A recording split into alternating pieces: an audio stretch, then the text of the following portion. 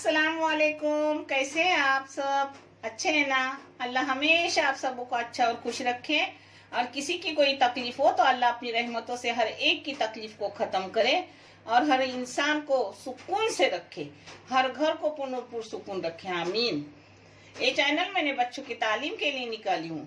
ये आपको अच्छा और सही लगे तो इसे सब्सक्राइब करो, लाइक करो, शेयर करो और चैनल को आगे बढ़ाओ।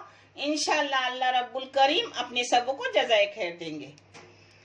आज मैं अपने गांव की बहुत पुरानी डिश बना रही हूँ, पावटे की शींग। ये देखो, ये पावटे की शींग है। उसके दाने निकालकर उसको नीचे जो कलसोलेला बोलते हैं वो बना रही हूँ, जिसमें तिलकुट डालूंगी। और आपके पास तिलकुट ना हो तो लाल मिर्ची पाउडर डालने की। अब जो मैं बना रही हूँ आपको दिखा रही हूँ। एक प्याज ली हूँ, एकदम ना बड़ा है ना छोटा है, मीडियम साइज का है। उसी के साथ एक टमाटर जाएगा, मीडियम साइज का ही। उसके साथ ये दो मिर्ची, न ज्यादा फीकी है न तीखी है, ऐसी मिर्ची है तो दो मिर्ची काट के ली हूँ। इसमें लहसुन काटा हुआ जाएगा। ये न डाले तो भी चलता है, मगर हम लोगों को लहसुन अदरक जरा ज्यादा डालते हैं हर चीज में, क्योंकि ये डालने से अपना कोलेस्ट्रॉल कम होता है। ना डाले तो भी चलेगा। अभी मैंने अदरक डाली, लहसुन थोड़ा सा अपना 6-7 कलियां काट के ली, वैसे ही अदरक थोड़ा सा था। इसमें जाएगा हल्दी, थोड़ी सी 2 चुटकी हल्दी। इसमें नमक जाएगा अपने टेस्ट के मुताबिक, मगर नमक अगर आप तिलकुट डालने हो तो नमक थोड़ा कम डालो, क्योंकि तिलकुट में नमक होता है। और तिलकुट ना डालने वाले हो, आपके पास तिलकुट ना हो तो लाल मिर्ची पाउडर डालो, तो उसके लिए थोड़ा ज्यादा डालो। इसमें सब कोतंबीर डाल रही हूँ। इसको हाथ से कलसाने का, ये देखो।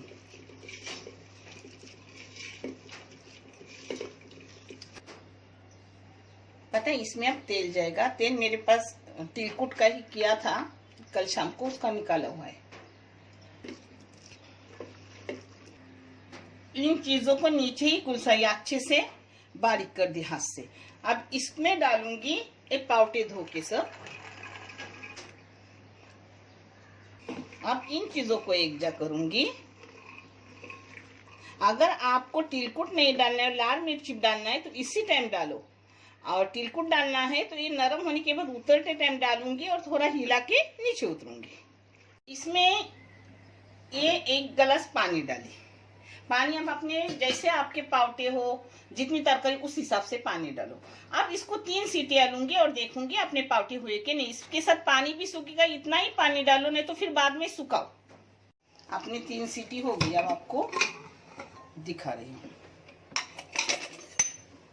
देखो अपना पानी भी सूख गया और ये देखो अपने नरम हो गया। नरम होने के बाद अपने को खुद ब खुद समझता है। देखिए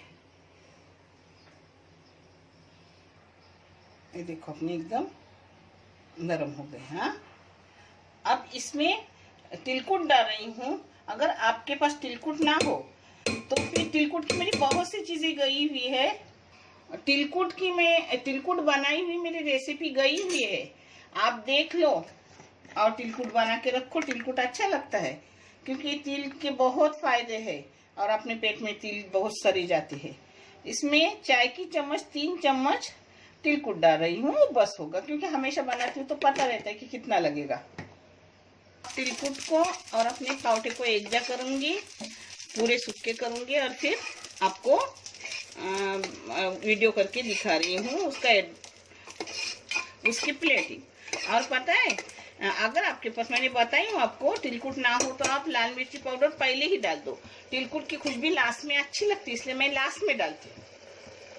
इसको सिर्फ एक जा की, पानी तो सूखा हुआ ही था थोड़ा सा, तो वो भी 1-2 मिनट सिर्फ भून ली, हो गया। अब इसको मैं परोसती हूँ।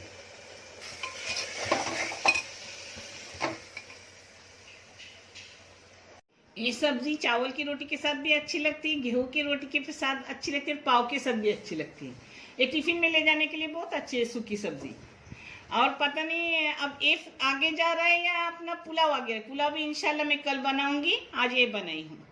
देखने के लिए बहुत सारा शुक्रिया। जज़ाए खैर। अल्लाह हाफिज।